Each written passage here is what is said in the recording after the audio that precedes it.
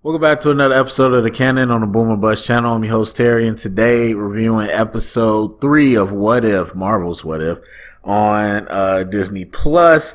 This one told the story, I guess, essentially if the Avengers never got to assemble and they were killed before that was able to happen. So I talk in spoilers, so if you should have watched it by now, if you're listening to this. So it all ended up being Hank Pym, and he was upset over his daughter Hope dying. Now, one thing I'll say about this is I'm starting to realize I don't remember all the little details from like at the beginning parts of the MCU. So I don't remember if Hope was ever part of S.H.I.E.L.D. or what happened with that. I know that they said Hank Pym worked with Tony Stark at one point, but I don't remember Hope being a S.H.I.E.L.D. agent. So I'm not sure how that all works as far as like him losing his wife to the quantum realm and then Hope dying. But either way, that was his kind of driving force to take down S.H.I.E.L.D. Now, I don't know how long ago she died, or they said 2 years. So it was 2 years ago. So it's relatively recent. So at least that makes sense. It wasn't like 20 years ago and now all of a sudden Hank Pym decides to get revenge. So that part made sense. But overall it was interesting up until the end. Once I found out it was Hank Pym, I was just like, okay. It's kind of one of those things where the mystery build up bigger than the show and the finale could handle. Kind of like WandaVision 2, where it's like everybody had all these theories, and then at the end it was like, oh, it was just that. And so Hank Pym just felt a little out of left field. But it was cool. Overall, as I said last time, these shows is cool. They're not, they say they're canon, but they're not really canon. They don't affect anything in the universe.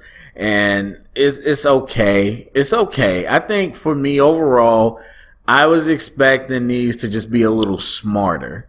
I like the first one, even though it's kind of more of a replay of the first movie. I liked it in the sense that it was, okay, here's how the movie played out, but here's one decision that was different, and that spiraled into a whole different story. And I thought that's what this would be, is that we're taking classic parts from the MCU, or not even classic, but we're taking parts from the MCU, showing somebody go left instead of right, zig instead of zag, and how that can turn into a whole different thing. And while, again, you got that in the first episode, they then still kind of repeated almost the same movie for the most part. And then in the second one, it was completely different story, but there was no real choice. They presented as Yondu gave the orders to his subordinates instead of doing it himself.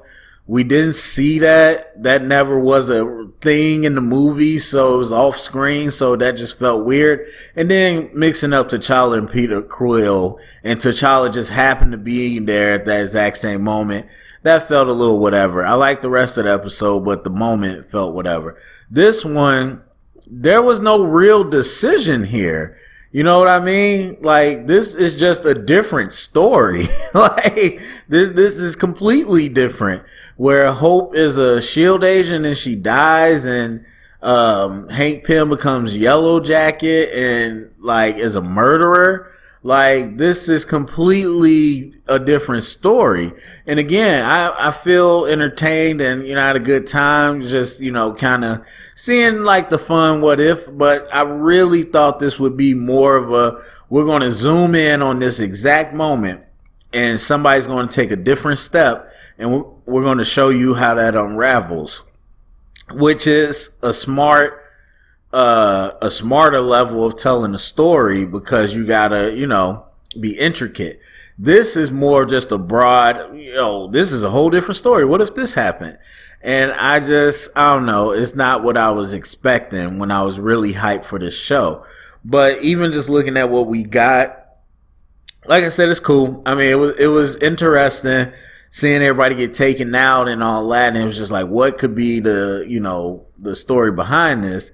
But then it was just Hank Pym, and that just felt just left field.